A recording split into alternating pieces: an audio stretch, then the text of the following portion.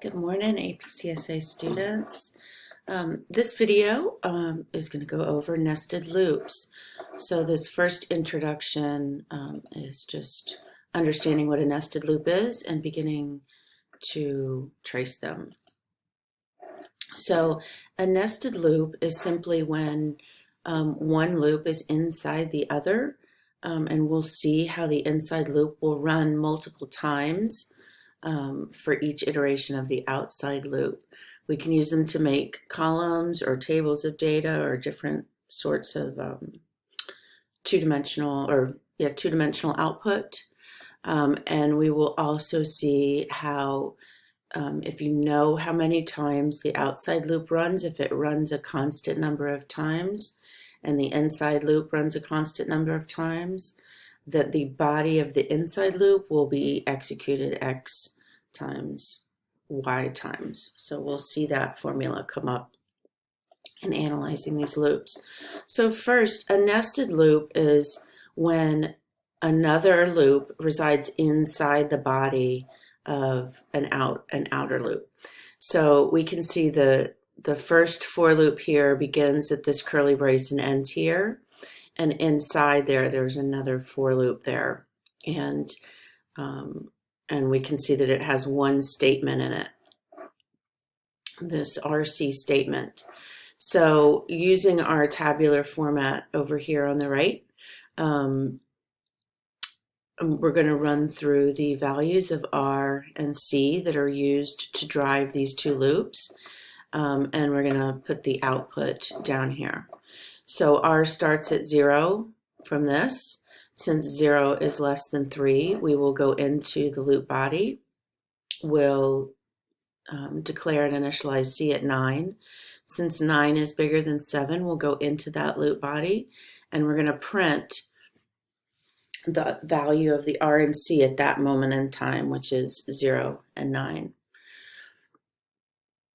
We're going to come back up and decrement C to 8. Since 8 is bigger than 7, we're going to go into that loop again and print R and C.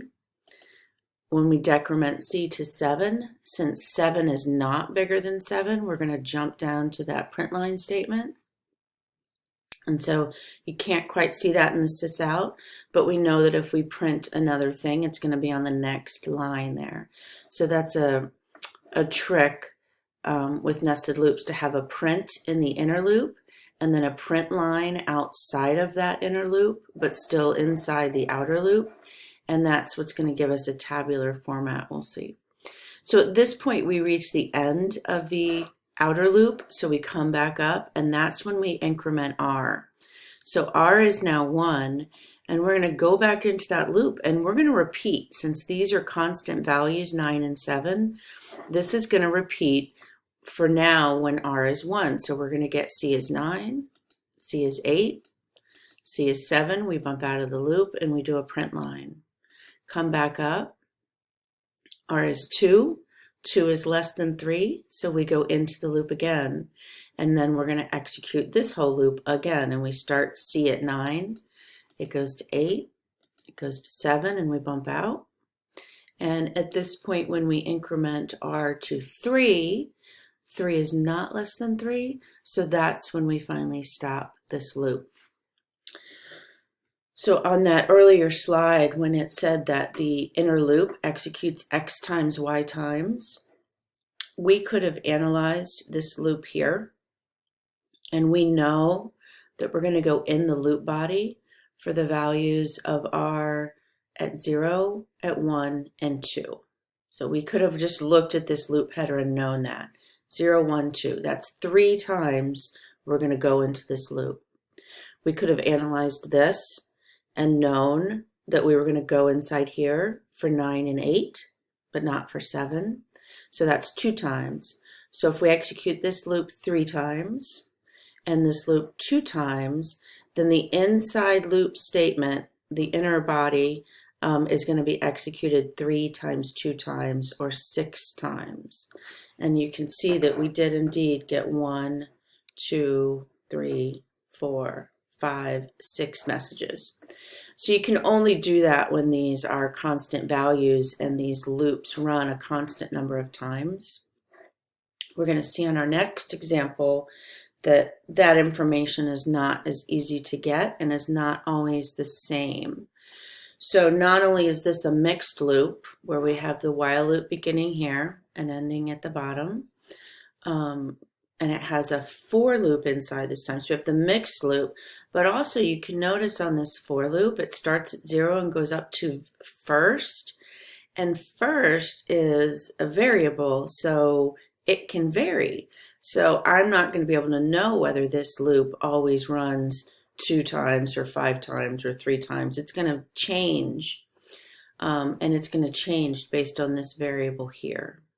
Similarly, the while loop, we can see that num starts at 7846, and as long as num is not equal 0, I'm going to go into this loop, but I don't really know yet without analyzing the loop how num is going to change so that I can know how many times this loop executes.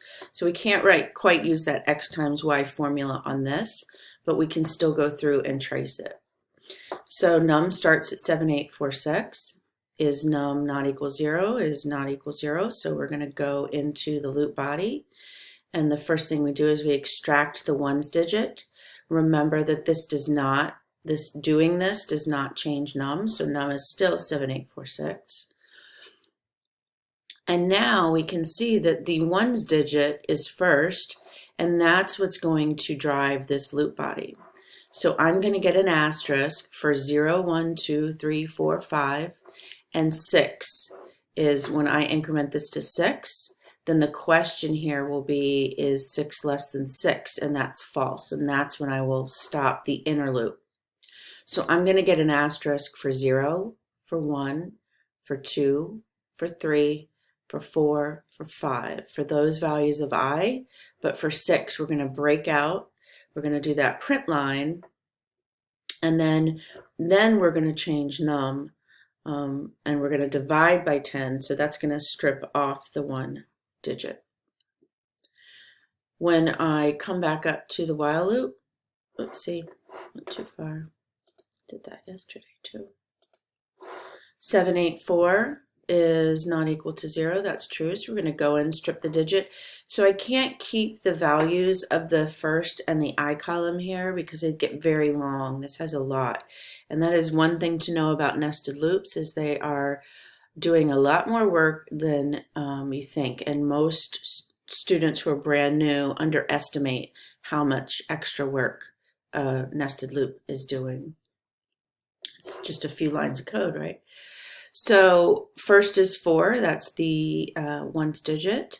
So this loop is now going to execute for 0, 1, 2, 3 and print an asterisk each time. When I is 4, it's going to break out, do the print line, and change num. Num is now 78.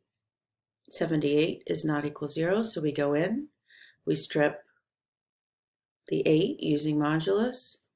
And now the loop is going to go 0, 1, 2, 3, 4, 5, 6, 7 for I. And when I is 8, then we stop. So we'll get 8 asterisks here.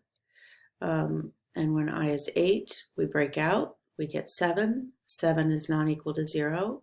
So we do this process again. We strip the ones digit 7, we go through the inner loop for 0 through 6. 7 breaks us out of the loop, and when we do num divided by 10, that's when we get our 0, and since 0 is equal to 0, that is when we stop our loop. So we ended up executing this loop body 6 plus 4 plus 7 plus 8 times. So it's a little, we can't do that multiplication algorithm because first was varying. But that's 25 times. That's 25 asterisks we got printed from just, 7, 8 lines of code.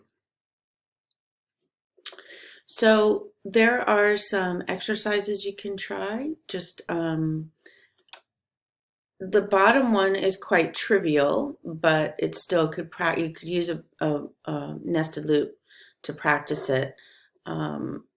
Mostly you can't really get 0, 0, 0, 1 easily without either using printf or doing something like this. But the rest you could just have a loop that does 17, 18, 19. That would be easy. But you could try to do it with the nested loop just to play around. But these patterns are common up here on number 1, are common patterns that you can create by playing around with the parameters of a nested loop. So the last little tip, make sure you have loops here. If statements look like loops and they're not. Remember, an if is one and done. If this had said if num is not equal to 0, do all this stuff, we would end up with one row of output. That while loop kept us going. So don't let that trick you as you're learning to trace these on paper. All right. See you in the next video. Happy coding.